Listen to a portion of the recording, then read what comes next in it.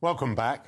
Later this year, the world's top chefs, waiters and mixologists will compete for their place as the best in the business in a grand final in Singapore, having earned their places through an Olympics culinary competition in each of their disciplines.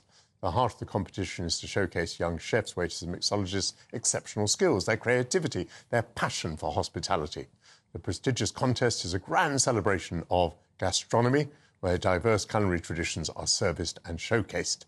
Joining me now to explain more is the chairman of the Young Chef, Young Waiter competition, president of the Restaurant Association, the man known affectionately as the Godfather of Hospitality, Robert Walton MBE. Thank you. Why are you so known? Why are you known as the Godfather of Hospitality? I think probably because I'm old, and probably because I've been doing it for such a long time.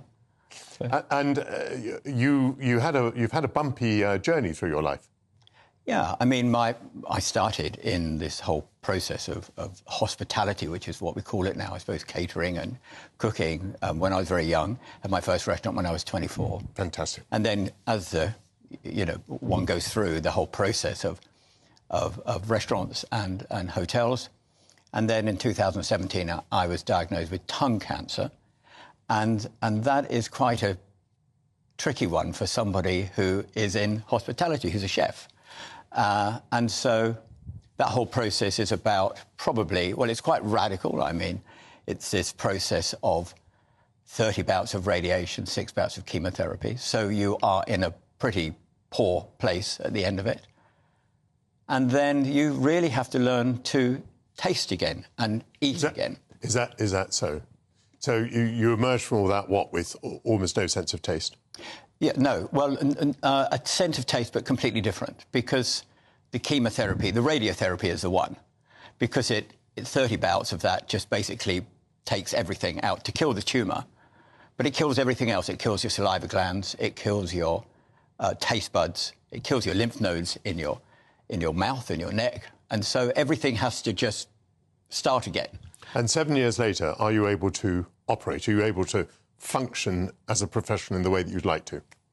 Yes, but you learn to taste again, which was actually the first part of that was really quite difficult for me to deal with, because for everything to not taste the same as it used to. So I don't drink wine at all now because it doesn't taste very nice. I can drink champagne, which is quite helpful, but I don't drink any spirits. I can't eat chili. There are many things I can't eat, but there are many things I can eat. But the most important thing, I'm here with that. So when people say, "Oh my goodness, you can't drink red wine," how upsetting! I said, "Well, I'm here. You're alive." Absolutely. And so it does change. So chocolate, for instance, doesn't taste anything like chocolate used to. But so there are ways around it, and so certain things you can eat, certain things you don't eat. Let's move on to the competition. Yes. How on earth does it operate? Because apparently it's on a sort of global basis. I mean, it is. How do you match a waiter from the United Kingdom against one from Australia or Thailand? Well, it's a really good question. So the Young Chef, Young Waiter competition has been going now for 45 years here in the UK. And then COVID happened. And myself and a chap called Sean Valentine, we decided that we would create a model that this could go global. So to go global, we would take Young Chef, Young Waiter, and we would then put it into other countries. We had to create an online process. And so we did.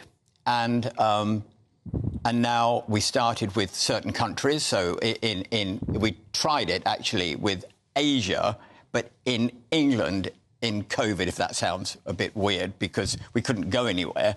So we tried it with an Asian community. So we did a lot with Ching and a few other people to try it out. And then we found that it could work. You could have different styles, different cultures, cooking and serving. And so we then, in our very first year, we went around. So it's now the World Young Chef, Young Waiter and Young Mixology competition.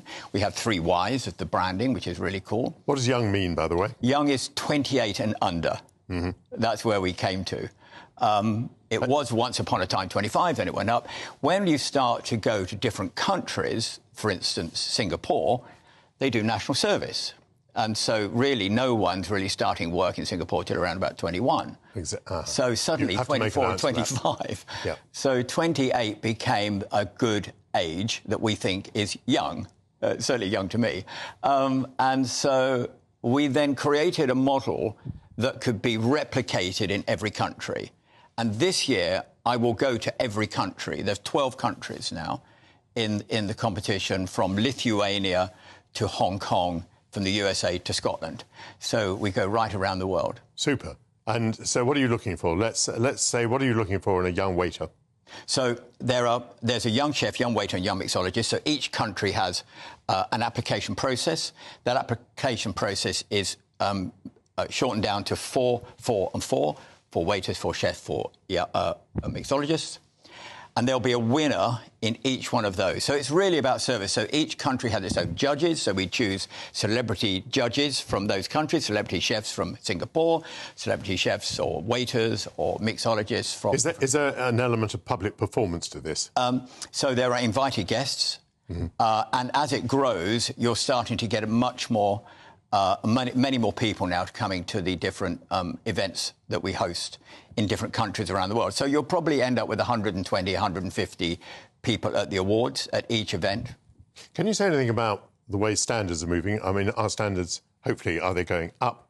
Can you say anything about the way that the style of service has changed? Yeah, so everything. So you will know that going to, and you've travelled a lot, you will know that going to...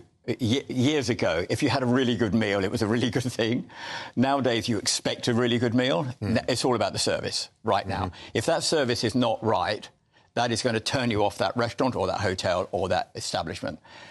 That is the key. The service, to me, is the key. Without it, we're not going to go back. The food could be amazing, the service is bad. So the service is absolute key. We see it across the world. In fact, I think the key to everything across the world is produce. Right now, it's where is something come from? It's sustainability. It's it's keeping everything. You know, I have a wonderful place in Devon. We put a sort of a line, if you like, of distance where we wanted to get everything within 25 miles of the venue. Now, that's not possible, but that's our model. And a lot of that is happening, and then you get the service on top. Yeah. Do you think that service levels are going up? Yeah, absolutely. Absolutely. London is the hospitality capital of the world. It's number one right now across the world. You look at chefs, you look at restaurateurs, you look at investment coming into London. I mean, you look at London today.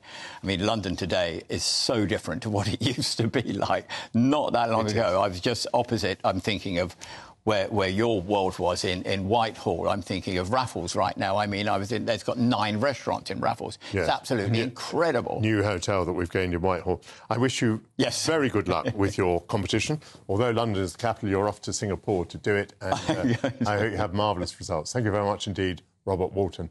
Still ahead, it's nearly time to take to the stage with Steph.